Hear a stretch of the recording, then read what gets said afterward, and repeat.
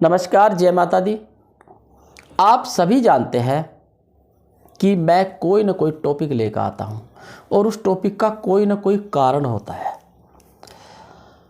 अब ये मैं नहीं जानता उस टॉपिक को आप कितना समझ पाते हैं, कितना नहीं समझ पाते, ये आपके ऊपर है।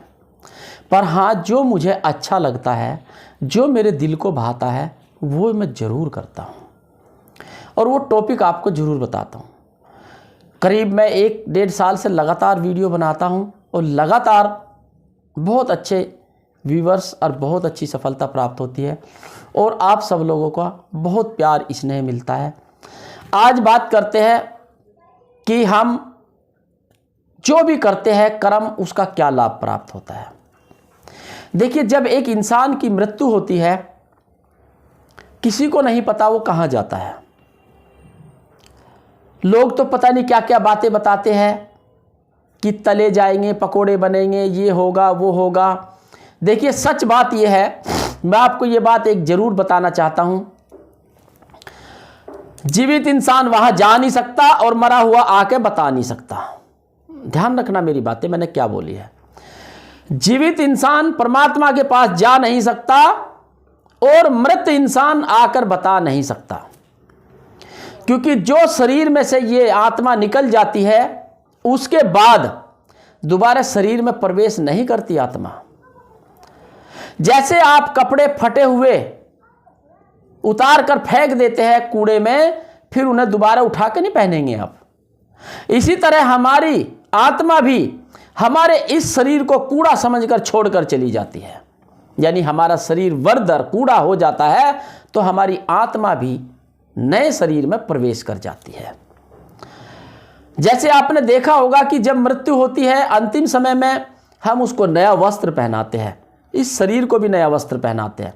इसी तरह से आत्मा भी नए शरीर में धारण कर लेती है, यानी वो भी किसी के यहाँ जाके उत्पन्न हो जाती है। और मैं आपको एक बात बता देता हूं, इंसान कहता है कि भोग भोगने होते हैं। बिल्कुल भोग भोगने होते हैं। जब एक शरीर से आत्मा निकलकर जाती है तो वह कहां जाती है, कभी सोचा है? जब शरीर से आत्मा निकलती है, वो आत्मा निकलते ही बीज बन जाती है और वो बीज किसी न किसी के अंदर प्रवेश कर जाता है और वह बीज बनने के बाद वो पता नहीं कितने दिनों तक, कितने महीनों तक वो भोग भोगता है बीज के रूप में। वो आत्मा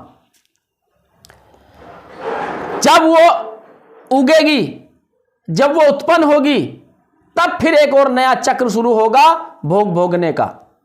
वो उसके कर्म के अनुसार भोग भोगना है उसको कि उसने क्या कर्म करे हैं। अगर उसके अच्छे कर्म हैं तो मनुष्य चोला मिलेगा आपको, और अगर आपने कोई बुरे कर्म करे हैं तो कुत्ते का चोला, बिल्ली का, हाथी घोड़े का, सुअर का, किसी भी पशु पक्षी का चोला आपको मिलेगा। यह निश्चित है कि 84 लाख योनि हैं, उनमें भोग भोगना पड़ता है। एक मनुष्य योनि एक सबसे प्यारी योनि होती है जिसमें आप अपनी मर्जी से जी सकते हैं, अपनी मर्जी से खा सकते हैं, अपनी मर्जी से कहीं आ जा सकते हैं। बाकी सभी योनि में बंधन होता है और वो होता है आपके कर्मों के अनुसार। अगर आपका अच्छे कर्म हैं तो हो सकता है आपको गाय की योनि मिल जाए, और अच्छे कर्म हैं हो सकता है आपको पैरट की योनि मिल जाए, हो सकता है पीकॉक की, किसी न किसी की ऐसी चीजों की योनि मिले आपको जिससे जल्दी आपका निवारण हो। उसके बाद वो वहां गर्भ में चला जाता है। गर्भ में जाने के बाद फिर वहां भोग भोगता है। जिस कर्म के अनुसार होता है इतने ही दिन भोग भोगता है। अगर वो किसी महिला के पेट में चले जाता है तो वहां 9 महीने भोग भोगेगा। और कुछ आपने देखा होगा वहां भी जाकर के मिसकैरेज हो जाते हैं, अबॉर्शन करा लेते हैं, या 7-8 महीने में खराब हो जाते हैं, तो वो भी इतने दिन का भोग उसको वहां भोगना था। उस जितने दिन का समय आपका, जो भी आप भोग कर रहे हैं क्रिया, उसका समय आपको भोग भोगना पड़ेगा। और वह भोग भोगने के बाद फिर आपका जन्म होता है पृथ्वी पर। जन्म होने के बाद फिर उस दिन से भी आपकी शुरुआत हो जाती है अपने अच्छे कार्य करने के लिए। लेकिन उसी समय आपको मोह माया ममता जकड़ लेती है। और जब मोह माया ममता जकड़ लेती है तो फिर आप इस कलयुगी दुनिया में रम जाते हैं। फिर भक्ति भाव छोड़ देते हैं और केवल पैसा पैसा पैसा और तेरा मेरा करते रहते हैं। आपने कभी सोचा है कि जब आप गर्भ अवस्था में होते हैं तो वहां हाथ जोड़ कर परमात्मा से ये दुआ करते हैं कि मुझे इस नरक से निकाल लो, क्योंकि वहां कितनी चेतना सहन करनी पड़ती है आपको, कितनी पीड़ा सहन करनी पड़ती है आपको। ना आप वहां खुजा सकते, ना आप वहां छींक सकते, ना आप वहां घूम सकते। वहां इतनी मतलब कष्ट होता है। अगर माता आप मिर्ची खाती है आपको मिर्ची लगेगी, जो भी पीड़ा होती है वहां सहन करनी पड़ती है आपको। और उसके बाद वहां हाथ जोड़कर आप, हे परमात्मा मुझे निकाल दो, आपकी भक्ति के अलावा कुछ नहीं करूंगा। लेकिन फिर पृथ्वी पर आते ही मोह माया में ऐसे जकड़ जाते हो, परमात्मा का नाम लेना तक भूल जाते हो। इसलिए कर्म का चोला है, ध्यान रखना, सबके पास आता है। जब आपका जन्म होता है तो मुट्ठी बंद होती है और जब आप जाते हैं तो मुट्ठी खुली होती है।